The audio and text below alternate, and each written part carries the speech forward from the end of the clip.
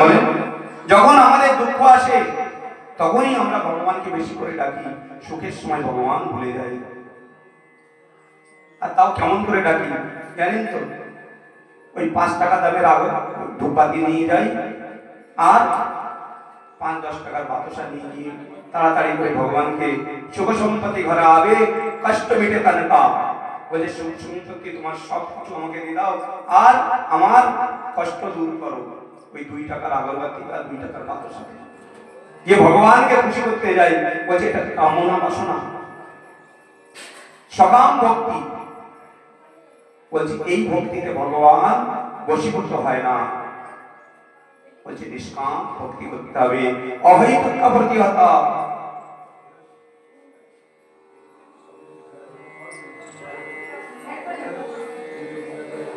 যেমন বলছে স্বাভাবিক ভালোবাসতে হবে, ভালোবাসা করতে হবে, স্বাভাবিক প্রেম করতে হবে ভগবানের সাথে। স্বাভাবিক কেমন? যেমন একটা মা নিজের পুত্রকে ভালোবাসে,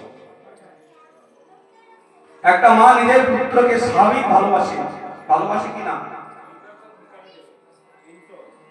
একটা প্রেমিক একটা প্রেমিকে যেমন স্বাভাবিক ভালোবাসে, তার জন্য সবসময় মনটা তার প্রতি হয়ে থাকে, তার মনে করতে থাকে, বলছে কেমন ভালোবাসে, সবসময় তার চিন্তা করতে হবে। বলছে অহৈতুক, মানে কোনো মনের ভিতরে কোনো হেতু থাকলে হবে না।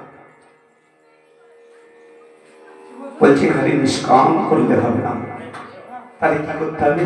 বলছে নিষ্কপট হতে হবে, নিষ্কপট হতে হবে। বলছে নিষ্কপট মানে কপট মন করলে, কপট মনে ভগবানকে আরাধনা করা যাবে না। আবার এটাও বলছে, বলছে খালি নিষ্কপট হলে হবে না, বলছে সরল হতে হবে, সরল হতে হবে, তাহলে ভগবানকে আরাধনা করা যাবে। ভগবান তাহলে তোমাকে দর্শন দিবে যখন আপনার মনটা সরল নিষ্কপট হয়ে যাবে, তাহলে তখনই আপনি ভগবানকে দর্শন পাবেন।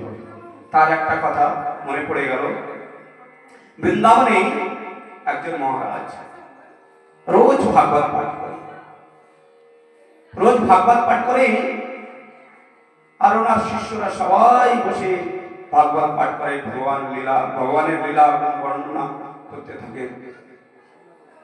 আর ওনার গোশালায় গোসেবক, গরু সেবা করত, গো সেবা করত, আর সবার পিছনে সে গোসেবক ভাগবত পাঠ শ্রবণ করত, ভাগবত পাঠ শ্রবণ করত। সেই মহারাজ রোজ পাঠ করতেন, আর সেদিন পাঠ করছে যে ভান্ডির বনে ভগবান গোচারণ করতে আসে। বলছে সুন্দর ময়ূর মুকুট করে, পীতাম্বর ধারণ করে, কানে কুণ্ডল ধারণ করে, বাঁশি বাজাতে বাজাতে গোচরণ করতে আসে। পাঠে মহারাজ পাঠ করে শোনাচ্ছেন, আর সেই পিছনে বসে আছে সেই গোসেবক, বড় সরল ছিল, সাদা সিধা, খুব সরল। সে পাঠ শুনছে, সেই সারা সরল সাদা সিধা দেখে সবাই তাকে কি বলে ডাকতো জানো? বন্ধু বলে ডাকত, বন্ধু বলে ডাকত। সেই বন্ধু সেই গুরু মহারাজের পাঠ শুনে বলছে গুরুদেব কখনো মিথ্যা বলে না, গুরুদেব নিশ্চয়ই সবাইকে শোনাচ্ছে, গুরুদেব নিশ্চয়ই এই লীলা দেখে বলে এই জন্য গুরুদেব আমাকেও পাঠে শোনাচ্ছে। বলছে আমিও তো ভান্ডির বনে গোচারণ করতে যাই, কই দেখতে পাই না, আমিও তো যাই। তাই সেই দিন সেই বন্ধু ভগবানকে খুঁজতে লাগলেন, খুঁজতে খুঁজতে খুঁজতে খুঁজতে খুঁজে পেলেন না। পরদিন আবার আসলেন, আবার এসে গুরুদেবের পাঠ শোনেন, আর সেই লীলা আবার বর্ণনা করেন গুরুদেব। কি বলেন? না ভান্ডির বনে ভগবান রোজ গোচারণ করতে আসে, ময়ূর মুকুট পরে, কানের কুণ্ডল পরে, পীতাম্বর ধারণ করে কৌস্তুভ মুনি পরে আদি আদি ভগবানের লীলা মানে শৃঙ্গারের সব বর্ণন করছেন।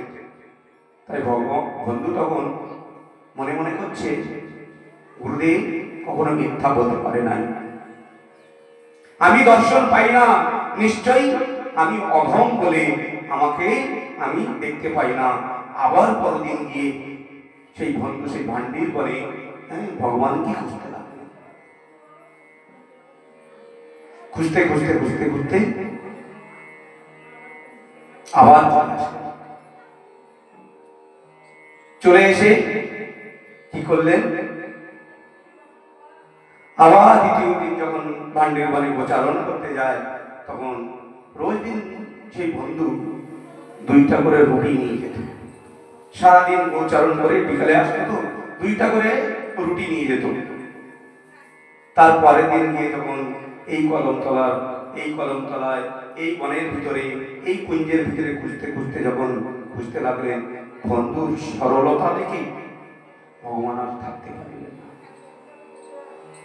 বিশ্বাস বলছে, বিশ্বাস দেখে আর থাকতে পারলেন না, আর থাকতে পারলেন না। তখন ভগবান সেই ময়ূর মুকুট ধারণ করে পীতাম্বর ধারণ করে তখন সেই বাঁশি বাজাতে বাজাতে বন্ধুর সামনে প্রকট হয়ে গেলেন। বন্ধুর সামনে প্রকট হয়ে গেলেন, বন্ধুর সামনে প্রকট হয়ে গেলেন। আর প্রকট হয়ে বন্ধুর সামনে যখন প্রকট হয়ে গেলেন তখন বন্ধু দেখতে থাকছে, দেখতেই আছে ভগবানের মুখের দিকে। ভগবানের মুখের দিকে দেখতে দেখতে বন্ধু আর কিছু বলতে পারছেন না। বন্ধু মনে মনে বলছেন, মনে মনে চিন্তা করছে, গুরুদেব ঠিক যেমন বর্ণনা করেছিল